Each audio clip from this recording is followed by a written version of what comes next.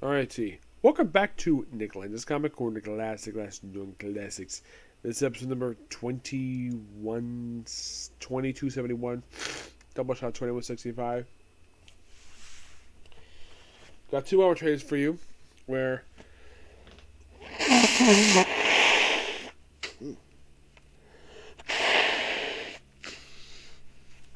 excuse me. Yeah, sorry about that. Where I'm discussing 2 characters who actually had series published in the 70s and the 80s. Well, basically, this first book is from the late 70s, early 80s. The other one is full on 80s. First one we have is Doctor Strange Epic Collection, Volume 5, The Reality War, which collects issues 29 to 51 of Volume 2. Excuse me. Man Thing number 4, material from Chamber of Shows, 3-4, and Defenders 53. The material from these issues, Defenders 53, it just collects the backup story for Clea for this one. Chamber of Chills, this mostly is just stories, just 2 issues feature a character pop up in these issues, for these 2 issues here, and that's pretty much it.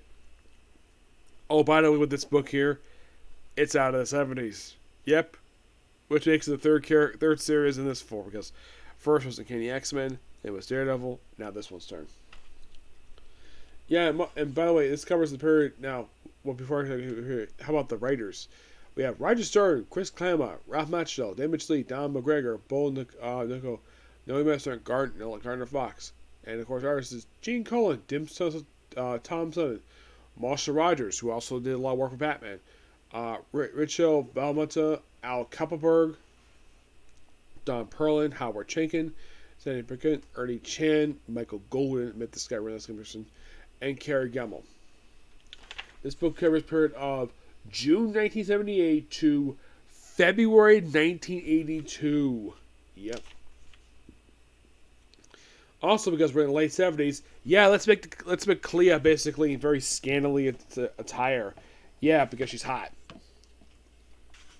And because Doctor Strange, and he's here. Now, the first issue has a team-up story between Doctor Strange and Nighthawk, who is part of the Avengers at this point in time. Yep. So, yeah, it teams up here, and of course, Gus deals with some other stuff. Yeah, so that much is basically their friendship they have here. And, of course, they find someone called Deathstalker in the story, which is there's a lot of something that happened in Daredevil. And then issue 30. Oh, by the way, who does this issue particularly? It's Roger Stern for the start of it. Yep, Roger Stern. I think Chris Claremont takes over a little bit later. Yep. And then we have more time. Yeah, we have another issue feature Clea in scantily clothing. Yeah, it's like these issues like, okay, let's just show Clea, aside from her attire, let's picture her in scantily clad clothing. And this issue here, they face off against a Thor villain known as the Dweller in Darkness. Yes, who, by the way, made his first live-action appearance in Shang-Chi and the Legend of the Ten Rings. Yes, the main bad guy movie is a Thor villain. Yep.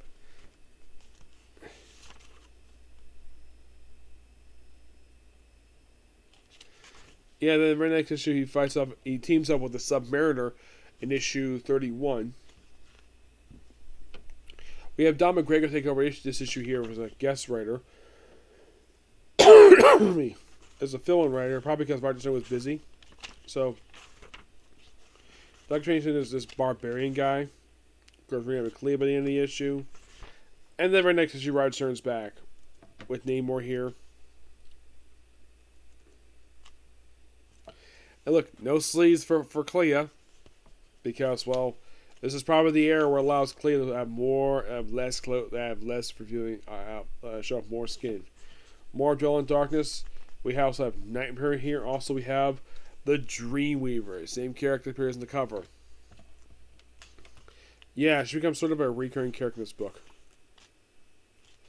And then 33 is basically, well, still Roger Stern with Ralph Macchio on the co-writing here. It's mostly them taking on this Dreamweaver person.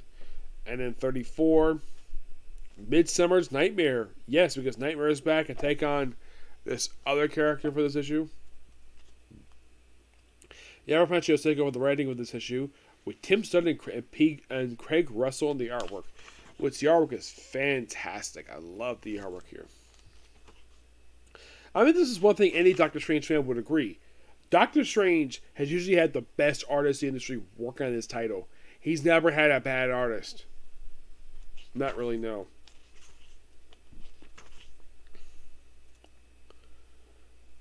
And Roger comes back with 35.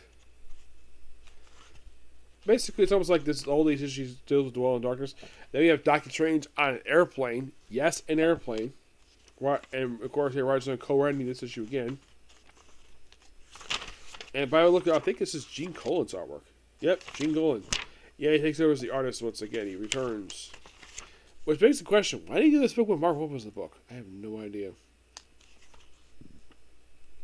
Oh, by the way, this issue deals with a follow-up from Avengers with the Black Knight's body, which he frees the sword from the stone that the Enchantress did to him in the Avengers book. And then basically had this demon possessing Dan Waltman's body. Yeah, basically Dwell in Darkness. This is all dealing with him. Excuse me.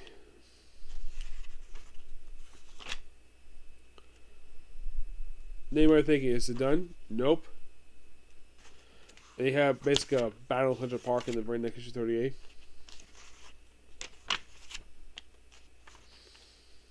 And then apparently Baron Mordo making a return. Yes, and then we have a flashback, and we have Baron Mordo making a return. First time he's been gone for quite a while at this point. Yep. Anybody thinking, when does the Man-Thing issue come in? Man-Thing crossover doesn't come until... Excuse me. It's right after this issue here, issue 40. Yeah, we have Chris Claremont do the writing here. Yeah, it's mostly just more horror, classic horror stuff with Doctor Strange. And we have him take on Man-Thing. I believe this is Man-Thing Volume 2, if I'm not mistaken. I think this is Volume 2 for the book. Because he had a volume published in the early 70s. Let me take a look here about this.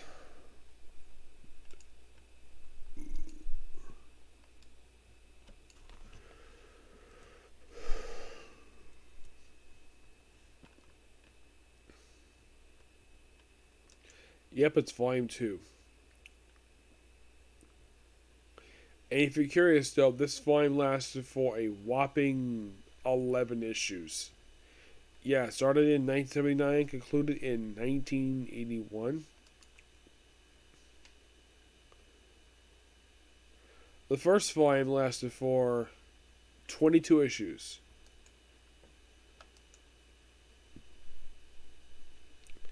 Third volume published in the 90s lasted for 8 issues. Volume 4 was 3 issues, I think it was an adaptation of the movie. And 5 was the, well, R.L. Stine book, which I have reviewed, which is awesome. Yep.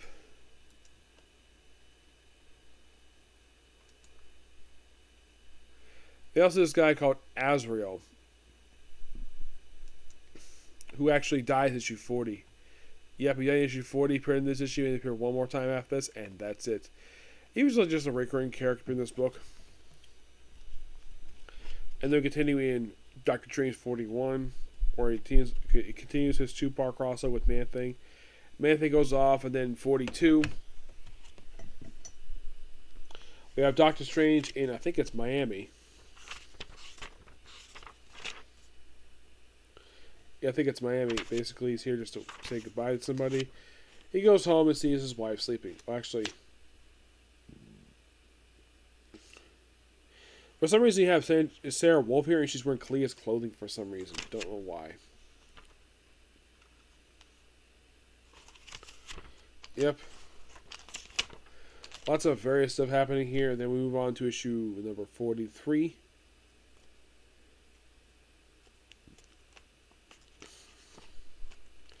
We have Dr. Strange, Clea, and Wong. And of course, if Clea wearing this scantily clothing, like, yeah, show most of skin possible because it's basically the motif of these issues. show as much skin as possible for Clea because she's hot. And because Doctor Strange basically is the one sleeping with her. Yeah, why not? There's like a Dream Queen character. And of course, Doctor Strange deal with a Richard Werner, but of course he would because he's a magician. Oh, by the way, at the end of issue 44, you have him basically share a smooch with Clea. And of course, you have Wong mourning over his possible late fiance. Like, oh, you look beautiful. Thank you. Yep.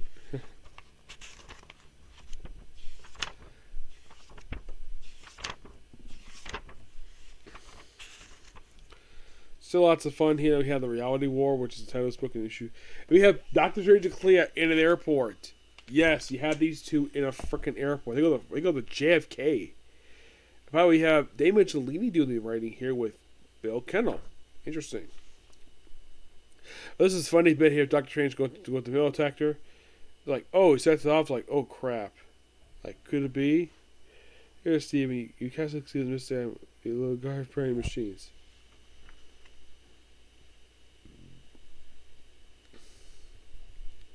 So he covers up the animal about to make it say Christian middle. Which I find to be so funny. Yep. RH evil stuff here. Just I have 46 had two stories in it, which they changed the artist this one, which is Michael Golden. It's Michael Golden draws Clea. Well, it looks like her outfit has much more lines in it. It's not like very revealing.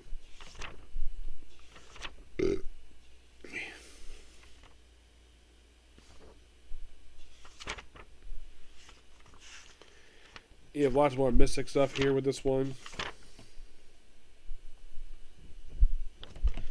Then we have issue 40, like, beginning new era, greatness, and a return of Dr. Voodoo. Yes, 48. We get Brandon Reiner. Well, no, we get basically Roger Stern basically do with Marshall Rogers. Yep. And here he is, Brother Voodoo, drawn by Marshall Rogers. Currently, Dr. Voodoo. Quick guest appearance for him in this issue because why not? Oh. Then he goes off, and then we have the more magical stuff here. Then we have issue 50. Well, yeah. 50 of Doctor Strange. Whereas, like, more stuff with stuff in Nightmare in here. And then 51. Still got gorgeous cover this one. There's a cover of what stories going on here, and that's pretty much it. Yeah, this book is amazing. And definitely, yes, like I said, I'm out of the 70s with Doctor Strange, which is awesome. I give this book a 10 out of 10. Just really good stories here. One thing some artists love to do is they love depicting Clea's outfit where it basically has to reveal every single nook and cranny of her very slim body. Artists, for some reason, like doing that with her. She's not the only one. They apparently also with Scarlet Witch for some reason. Yes. Next up, we have a classic Avengers storyline. We have Avengers Epic Collection, Volume 16, Under Siege. This collects issues for Avengers 264-277. Collect also the 15th annual and the first annual for Avengers West Coast and Outflight 39. I'm not going to discuss the annual for 15 and annual number 1 because it's discussed already with the first Epic Collection for the book. This book covers from February 1986 to March 1987. Writing here by Roger Stern, Bill Mantle, Dane Figroff, Steve Micklehart, Jim Shooter, and Mark Bright, who does the artwork too. All artwork is done by Steve Ditko, Dave Ross, and John Bushma. 64 is simply put basically the first appearance of the female Yellow Jacket. Mostly put these early issues is basically a prelude to the classic Under Siege storyline. We see the Yellow Jacket to be taken. It's more like a day of Avengers' life, and of course she runs into the woman who wearing her ex-husband's costume. Basically, a lot of these issues are mostly put just build up for just the storyline Siege. They do mention the events of Secret Wars 2, and of course they have something to do with The Molecule Man. Epilogue with Secret Wars 2.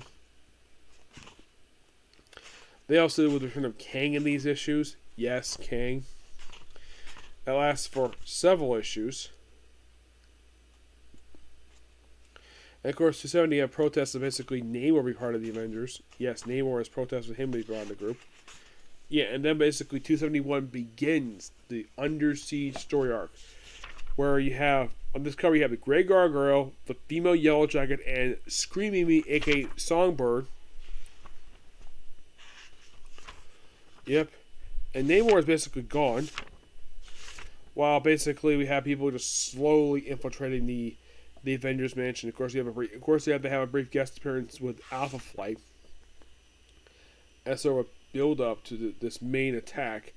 And then you have 272 where you have Namor versus Tuma, which is awesome.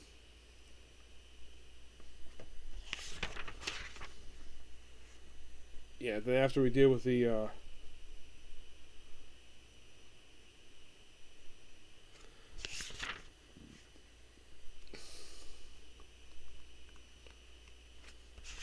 and we start with 273. I think this is the official start of the story arc. Plus all the cover close-up on the face of Black Knight. Well, he gets a lot of focus here, and this massive was basically comprised of people like Scream Mimi, Baron Zemo, the second one, because his father got killed back in the 60s, Moonstone, also referred to as Meteorite, Blackout. Yeah, some people who become later part of the Thunderbolts in the 90s, with Mr. Hyde, and most of what they just try to was here with Goliath. And we also have Tigers are part of this group too. Yeah, and this is a really good storyline. Like, they infiltrate the mansion, they knock out Black Knight and Jarvis, and it's like a full-on attack. Yeah, and we also have, Hercules is basically suffering, and it's just a really good story. And then we have Thor return to the fray. Yes, freaking Thor. I think it's Scott Lang under that helmet. Yeah, then we have Goliath, who's evil. Yeah, and of course Bieber at the very end. But this is just a really awesome story arc. Some say this is basically this is one of the highest points in Avengers history at this point in time. I do agree. There's all the issues here are really good. I think this book a 10 out of 10. Shows the fact Roger Stern is a really good writer here. Yep. But yeah, that's your particular view. One more Comic Corner, and it's on to Meshuggah Tensei. Okay, next view. Bye.